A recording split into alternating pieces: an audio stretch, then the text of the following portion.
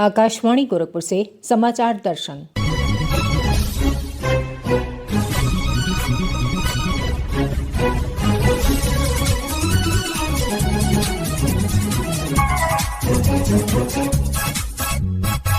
इस अंक में अंतर्राष्ट्रीय महिला दिवस और खेल क्षेत्र में आधी आबादी की उपलब्धियां।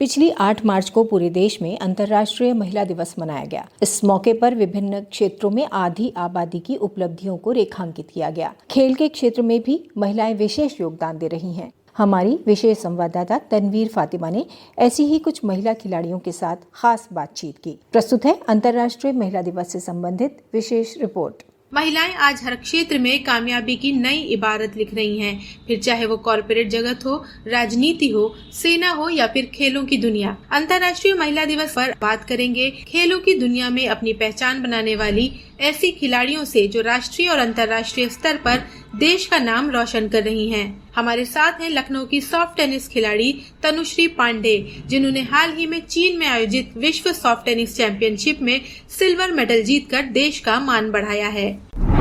तनुश्री, आपका हमारे कार्यक्रम में बहुत बहुत स्वागत है। Thank you. तनुश्री, आपने अभी जो चीन में नवंबर में आयोजित हुए वर्ल्ड चैंपियनशिप में सिल्वर मेडल हासिल किया है, आप अपने अनुभव के बारे में कुछ बताएं। जी, भारत के लिए चाइना में जाके इंडिविजुअल सिंगल्स में सिल्वर मेडल जीतना मेरे लिए और मेरे परिवार के लिए बहुत ही खुशी की बात थी। और ये पल, ये टूर्नामेंट और मेरे इस टूर्नामेंट में खेले गए सारे मैचेस मुझे हमेशा याद रहेंगे, क्योंकि मैंने वहाँ पे दूसरे प्लेयर्स और अपने सारे मैचेस से काफी कुछ सीखा। और अभी मैं और मेहनत कर रही हूँ जिससे मैं अपने आने वाले टूर्नामेंट्स में भारत के लिए और भी मेडल जीतूं। ये एक आपने पड़ाव पार किया है बड़ा, ये कितनी बड़ी उपलब्धि है आपके लिए? जी, मेरे टेनिस के करियर में अभी तक का ये सबसे बड़ा टूर्नामेंट है जिसमें मैंने मेडल जीता है। तो ये मेरे लिए काफी बड़ी उपलब्धि है और मेरे परिवार वालों के लिए भी, जिसके लिए मैंने काफी मेहनत की थी हर दिन, और मैं बहुत ही खुश हूँ। तनुश्री, आप बता रही हैं कि आपने बहुत लंबे समय से तैयारी की इस टूर्नामेंट के लिए। अगर बात करें आपके शुरुआती दिनों की, तो कितनी उम्र में आपने इस खेल की शुरुआत की? जी, मैंने 11 साल की उम्र में टेनिस खेलना स्टार्ट किया था। और लगभग कितनी देर आप प्रैक्टिस करती रही तब से अब तक? क्या शेड्यूल रहता है आपका? जी, प्रैक्टिस सुबह और शाम को मैं 3 घंटे की करती हूँ, जिसमें मेरा फिटनेस और शाम को जिम सेशन होता है 2 घंटे का। जी, आपको किस चीज ने प्रेरित किया कि आप एक खिलाड़ी बने? इसमें भूमिका क्या थी घर वालों की? जी, इसमें मेरे पापा ने मेरी काफ़ी हेल्प की, क्योंकि मेरे पापा ही थे जिन्होंने मुझे टेनिस में डाला, और उनको ये हमेशा से था कि उनके बच्चे स्पोर्ट्स में जाएं। तो उन्होंने ही मेरा एडमिशन कराया था टेनिस में, और जो भी मैं आज हूँ, जितने भी टूर्नामेंट्स मैंने जीते हैं, वो सब मेरे पापा की वजह से है। एंड आई एम ग्रेटफुल कि उन्होंने मेरे पे इतना भरोसा किया, और मेरा हमेशा से उन्होंने मेरी मदद की मेरे पूरे करियर में, और it wouldn't have been possible without him जहाँ पे मैं आज हूँ। अगर इंस्पिरेशन की बात करें, जाहिर है कि बहुत से छोटे बच्चे हैं जो आपसे इंस्पिरेशन लेते होंगे। आपको कौन सा खिलाड़ी इंस्पायर करता है? जी, मेरे को नोवाक जोकोविच काफ़ी इंस्पायर करते हैं, और उन्होंने काफ़ी कुछ अचीव किया है, तो उनसे काफ़ी कुछ सीखने को मिलता है मुझे। तनुश्री, खिलाड़ी बनने के लिए कहा जाता है कि डिसिप्लिन्ड लाइफ जीना बहुत जरूरी है। बहुत सारी चीजें ऐसी होती हैं जो आपका करने का मन करता है, खाने पीने का मन करता है, बट उसको आपको एक खिलाड़ी होने के नाते छोड़ना पड़ता है। तो आपने किस तरह से इस अनुशासन का पालन किया है? जी, मेरे लिए discipline is the most important thing, चाहे वो लाइफ हो या पढ़ाई या स्पोर्ट्स, क्योंकि कुछ पाने के लिए काफ़ी कुछ खोना पड़ता है। तो अनुशासन होना बहुत इम्पॉर्टेंट है, क्योंकि जब आप स्पोर्ट्स में हो तो आपको हर दिन उठना पड़ता है सुबह जल्दी, और हर दिन वही सेम चीज़ करनी पड़ती है, जिसके लिए डिसिप्लिन काफ़ी इम्पॉर्टेंट है। क्योंकि कभी आपका मन करेगा, कभी नहीं करेगा, but to do that continuously is what makes you a sports person, और वही आपकी हेल्प करता है to achieve greater things in your life. जी, तनुश्री, जिस तरह से आपने बताया कि 11 साल की उम्र में आपने खेलना शुरू किया, और 11 से लेके लगभग 18 साल की उम्र ऐसी होती है जिसमें पढ़ाई का भी बहुत इम्पोर्टेंट फेज चल रहा होता है। तो पढ़ाई और खेल दोनों को किस तरह से बैलेंस किया आपने?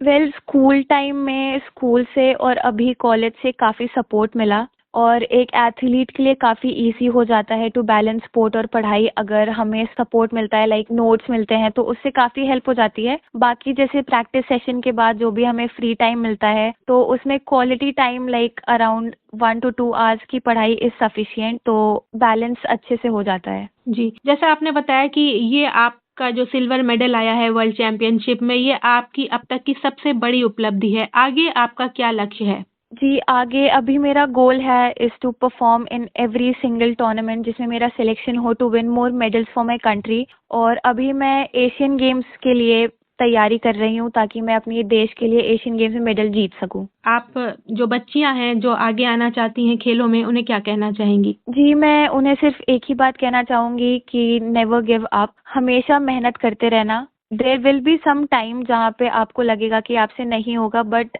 वही एक समय होगा जहाँ पे आपको और मेहनत करनी होगी। हमसे बात करने के लिए बहुत बहुत शुक्रिया तनुश्री। Thank you.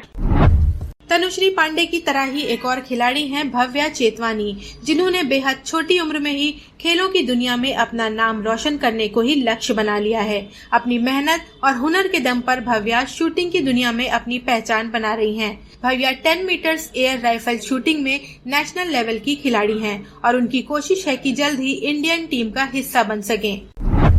भव्या, आपका आकाशवाणी के इस खास कार्यक्रम में बहुत बहुत स्वागत है। Thank you. भव्या, आप शूटिंग की दुनिया में अपनी पहचान बना रही हैं, नाम रोशन कर रही हैं। किस चीज ने आपको इंस्पायर किया कि आप इस गेम को परस्यू करें? मुझे हमेशा से किसी चीज में स्पोर्ट्स में जाना था, तो और मैंने एक मूवी देखी थी कि मुझे बहुत पसंद आई थी। उसमें पिस्टल्स और राइफल्स का यूज बहुत ज्यादा था, तो तब से ही मुझे पिस्टल और राइफल के शूटिंग में जाने का मन हुआ। किस उम्र से आपने इस खेल की शुरुआत की? मैं 11 साल की थी जब मैंने शूटिंग स्टार्ट किया और मैं 3 साल से खेल रही हूँ अभी। क्या रूटीन रहता है आपका? कितनी प्रैक्टिस करती हैं दिन में? अगर स्कूल होता है तो मैं सुबह स्कूल जाती हूँ, फिर स्कूल से वापस आती हूँ, फिर अपने डॉक्टर के पास फिजियोथेरेपी के लिए जाती हूँ, बट वो ज्यादा नहीं होता है। और फिर वहाँ से सीधा शूटिंग, और 8 बजे मैं शूटिंग से वापस आती हूँ घर पे। आपका जो ये गेम है शूटिंग, इसमें क्या चीज सबसे ज्यादा अहम है, आपको आगे बढ़ने में जो मदद करती है? जैसे मुझे लगता है कि शूटिंग में फिजिकल स्ट्रेंथ तो इम्पोर्टेंट है ही, बट जितना फिजिकल स्ट्रेंथ इम्पोर्टेंट है उससे डबल या ट्रिपल आपकी मेंटल स्ट्रेंथ इम्पोर्टेंट होती है। क्योंकि जब आप वहाँ मैच खेल रहे होते हैं तो आपको आपकी फिजिकल स्ट्रेंथ उतना हेल्प नहीं करती जितना आपकी मेंटल स्ट्रेंथ करती है आपको वो प्रेशर हैंडल करने में। आप मेंटली स्ट्रांग रहें और फोकस्ड रहें, इसके लिए आप क्या कुछ करती हैं? उसके लिए जैसे मेडिटेशन हेल्प करता है, और अगर आप जैसे लगातार मैचेस खेले तो वो प्रेशर आफ्टर अ पॉइंट वो कम हो जाता है, आपको फिर इतना प्रेशर फील नहीं होता है मैच खेलने में। आपके घर वालों का किस तरह का रोल रहा आपके इस पूरे खेलों की दुनिया में जाने के पीछे? मेरे पेरेंट्स, मेरे मम्मी और मेरे पापा ने मुझे स्पेशली बहुत सपोर्ट किया है। जहाँ पर भी मैं जाती हूँ, या तो मेरे पापा या तो मेरी मम्मी मेरे साथ ट्रैवल करते हैं और मुझे हेल्प करते हैं, तो दोनों की बहुत हेल्प हुई है। एंड जहाँ पर मैं हूँ मेरे पेरेंट्स की हेल्प की वजह से हूँ। शूटिंग की दुनिया में आपको ऐसा कौन सा खिलाड़ी है जो सबसे ज्यादा इंस्पायर करता है? जैसे मैं एक राइफल शूटर हूँ, और तो ऑफ कोर्स मेरे लिए अभिनव बिंद्रा ही एक आइडल है। तो he is one of the best shooters, और मुझे पर्सनली बहुत पसंद है वो, उनकी टेक्निक, उनकी पोजीशन, सब चीज। भव्या, फिटनेस की एक बहुत इम्पोर्टेंट भूमिका होती है किसी भी खिलाड़ी के लिए। फिटनेस को आप कितना टाइम देती हैं? यस, फिटनेस बहुत इम्पोर्टेंट होती है। एंड जैसे बिकॉज अगर आप शूट करें तो आपको अपने पैरों में बहुत स्ट्रेंथ चाहिए होती है, और अपने कोर में भी बहुत स्ट्रेंथ चाहिए होती है। तो इसके लिए जैसे रोज का आधा घंटा 45 मिनट में भी जैसे स्क्वाट्स कर लिए पैरों के लिए, सिंगल लेग स्क्वाट और ब्रिस्क वॉकिंग हो गई, ये बहुत हेल्प करती है सब चीजें। और कोर के लिए प्लैंक बहुत हेल्प करते हैं, चाहे डिफरेंट टाइप के प्लैंक्स, तो ये सब बहुत हेल्प करते हैं। फ्यूचर प्लान्स की बात करें तो आगे क्या टारगेट है आपका, क्या अचीव करना चाहती हैं? हर एक स्पोर्ट्स पर्सन का तो ओलंपिक ही होता है टारगेट, तो ऑफ कोर्स ओलंपिक में गोल्ड इंडिया के लिए, इंडिया को ओलंपिक्स में रिप्रेजेंट करना, यही ड्रीम है। हमसे बात करने के लिए बहुत बहुत शुक्रिया भव्या। Thank you. समाचार दर्शन के इस अंक में आप सुन रहे थे अंतर्राष्ट्रीय महिला दिवस और खेल क्षेत्र में आधी आबादी की उपलब्धियां।